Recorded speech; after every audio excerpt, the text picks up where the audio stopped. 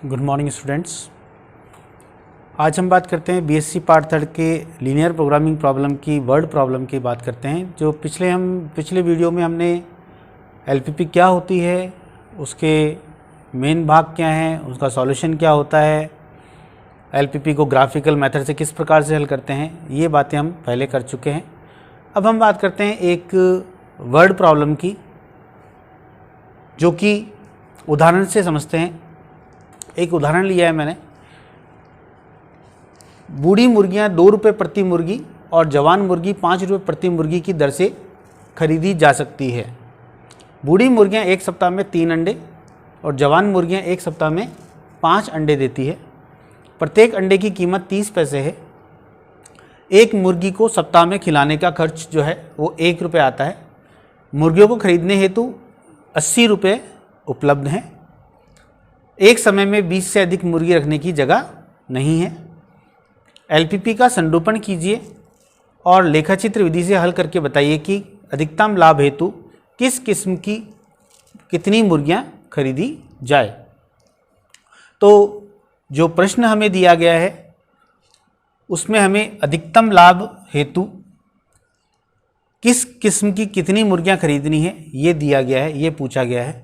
तो सबसे पहले इसको सॉल्व करने के लिए माना बूढ़ी मुर्गियों की संख्या x तथा जवान मुर्गियां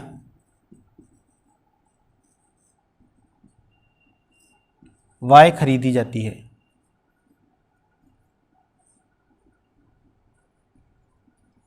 हमने मान लिया कि अधिकतम लाभ हेतु x तो बूढ़ी मुर्गियां हैं और y जवान मुर्गी वह खरीदता है। तो उद्देश्य फलन जो हमारा है z बराबर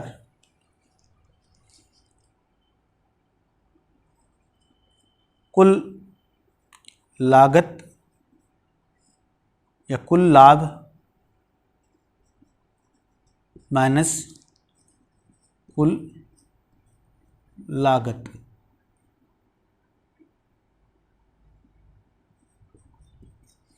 तो जो लाभ होगा वो हमें अंडे बेचने से हमें लाभ प्राप्त होगा। एक अंडे की कीमत 30 पैसे है।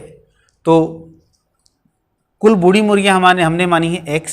तो एक बूढ़ी मुर्गी 30 पैसे 3 अंडे देती है, तो 3 इंटू x इंटू 30 पैसा, प्लस जो जवान मुर्गी है वो एक सप्ताह में 5 अंडे देती है, तो 5y इंटू 30। ये हमारा कुल अंडों से प्राप्त आय हो गई, माइनस कुल लागत जो मुर्गियां खरीदी है उन्हें खिलाने के लिए 1 रुपये प्रति मुर्गी का खर्च आता है सप्ताह में। तो 1 इंटू एक्स प्लस वाई, अर्थात यदि हम इनको रुपए में बदल दें तो इसको 0.30 कर देते हैं। तो यहाँ पर 0.9 x माइनस के प्लस के plus 1.5 y minus x minus y। तो जो उद्देश्य फलन है वो हमारा हो गया अधिकतम कीजिए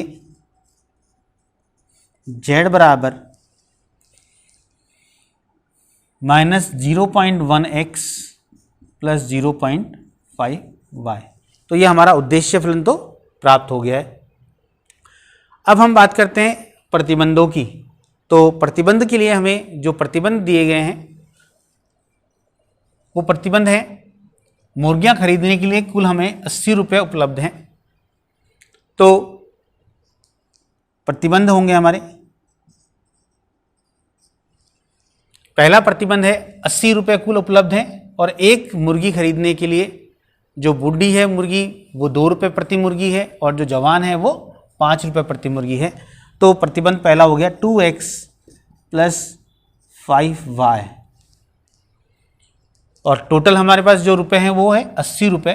तो 80 से ज़्यादा रुपए हम खर्च नहीं कर सकते, अर्थात इनकी जो कीमत है 2x प्लस 3y वो लेस देन इक्वल टू 80 होनी चाहिए, क्योंकि जो कुल मुर्गियां खरीदने के लिए हमारे पास उपलब्ध रुपए हैं वो 80 रुपये से अधिक हमें नहीं खर्च करने हैं, तो लेस देन इक्वल टू 80। दूसरा जो प्रतिबंध दिया है वो हमें दिया है एक समय में 20 मुर्गियों को रखने का स्थान उपलब्ध है, चाहे वो बूढ़ी मुर्गी हो चाहे वो जवान मुर्गी हो, केवल हम 20 ही मुर्गियां रख सकते हैं। तो x plus y less than equal to 20, ये हमारे दोनों प्रतिबंध हो गए, ये हमारा ऑब्जेक्टिव फंक्शन हो गया। अब जो LPP का लास्ट जो हमारा मेन पार्ट है, मुख्य भाग है, वो है ऑब्जेक्टिव फंक्शन हो गया, कंस्टेंट्स हो गए। लास्ट में जो हमारा मेन पार्ट बचा है वो है नॉन नेगेटिव रेस्ट्रिक्शंस। तो non negative restrictions x is greater than equal to 0 and y is greater than equal to 0, क्योंकि जो मुर्गियों की संख्या है वह कभी भी ऋणात्मक नहीं हो सकती। तो ये हमारा LPP का मैथमेटिकल मॉडलिंग हो गया, जो दी गई समस्या थी उसका LPP रूप। अतः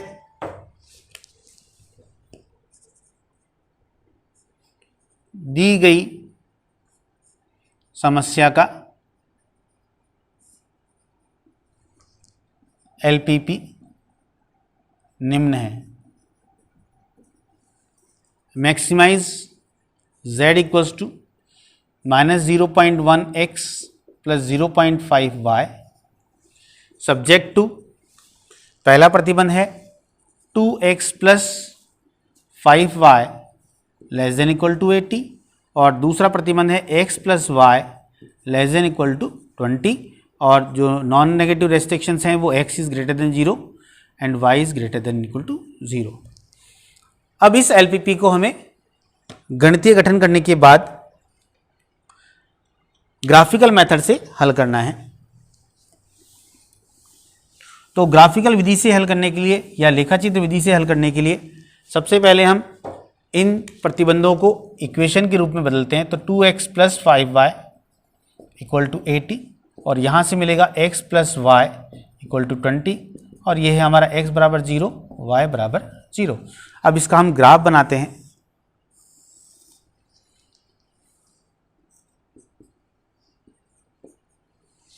तो जब x बराबर 0 तो y बराबर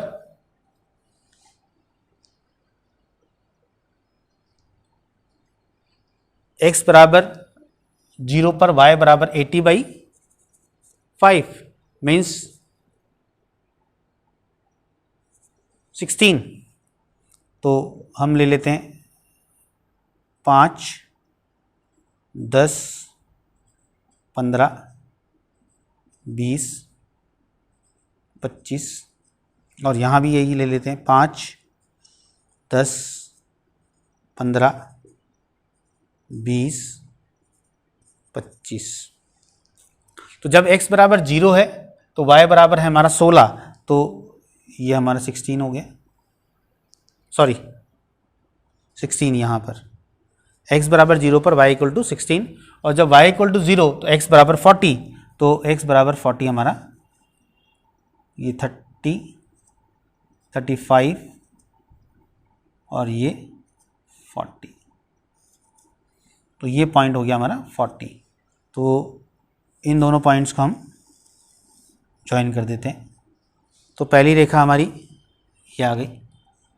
इसी प्रकार से जो दूसरी रेखा है वो x बराबर 0 पर y बराबर 20, तो ये 20, और y बराबर 0 पर x बराबर 20, तो ये 20। इन दोनों को भी ज्वाइन कर देते हैं।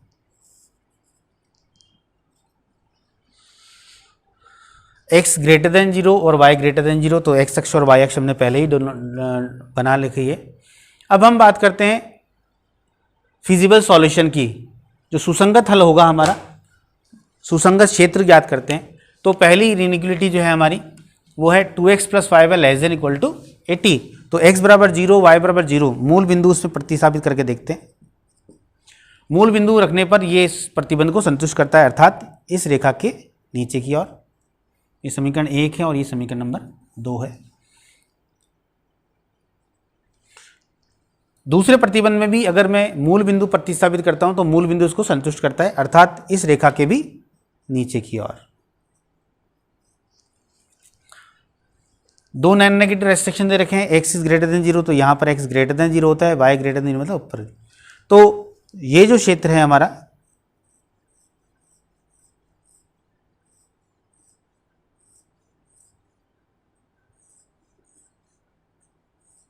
हमारा उभयनिष्ठ क्षेत्र प्राप्त हो गया, जो कि हमारा सुसंगत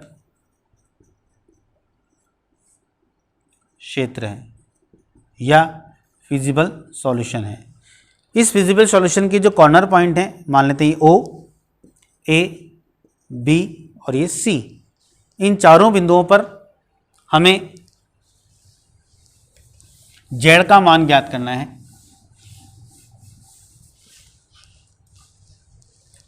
तो हम टेबल बनाते हैं, पॉइंट्स,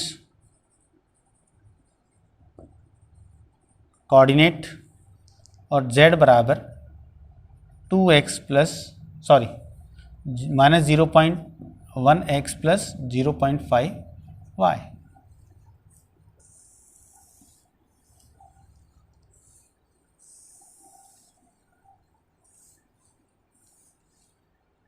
पहला कोऑर्डिनेट 0, A, B और ये C, ये चारों बिंदु हैं हमारे। इन चारों बिंदुओं पर हम z का मान ज्ञात करते हैं। पहला बिंदु हमारा 0.0 है O। A के कोऑर्डिनेट निकाल रहे हैं, A के कोऑर्डिनेट है हमारे 20,0। B के कोऑर्डिनेट जो हैं हमारे इन दोनों रेखाओं को हल करने पर प्राप्त होंगे, तो 6.66, 13.66 और C के जो कोऑर्डिनेट हैं वो है हमारे 0,16। इस पर z का मान 0, इस पर z का मान माइनस के 2.0, इस पर z बराबर लगभग 6 और इस पर z का मान 8। तो चूंकि z बराबर 8 अधिकतम है, अतः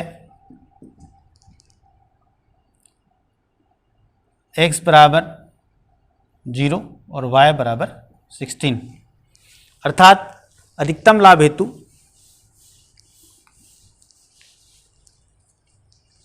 फलतः अधिकतम लाभ हेतु केवल जवान मुर्गियां, केवल 16 जवान मुर्गियां ही खरीदेगा और यही इसका आंसर है। अर्थात किसी जो भी व्यक्ति था, उस व्यक्ति को अधिकतम लाभ कमाने के लिए केवल जवान मुर्गियों की ही आवश्यकता है, क्योंकि जवान मुर्गियां खरीदने पर उसे 8 रुपये का अधिकतम लाभ हो रहा है। इसे हम बिना कैलकुलेशन के भी देख सकते थे, क्योंकि हमारा ऑब्जेक्टिव फंक्शन जो था z बराबर माइनस 0.1 x प्लस 0.5y, इससे भी हम डायरेक्ट अनुमान लगा सकते थे। ये जो आपका कंपोनेंट है z का वो नेगेटिव है, अर्थात ये जो नेगेटिव कंपोनेंट है वो z को हमेशा कम करेगा और ये केवल पॉजिटिव कंपोनेंट था। तो अर्थात हमें ऑब्जेक्टिव फंक्शन देखकर ही ज्ञात हो गया था कि अधिकतम लाभ कमाने के लिए हमें केवल जवान मुर्गियां ही खरीदनी है, क्योंकि जो ओल्ड हैन है, जो बूढ़ी मुर्गियां हैं, वह z को कम कर रही है, z को बढ़ा नहीं रही है। Thank you very much. कल हम अगले टॉपिक की बात करेंगे जो कि है बेसिक कंसेप्ट्स। Thank you.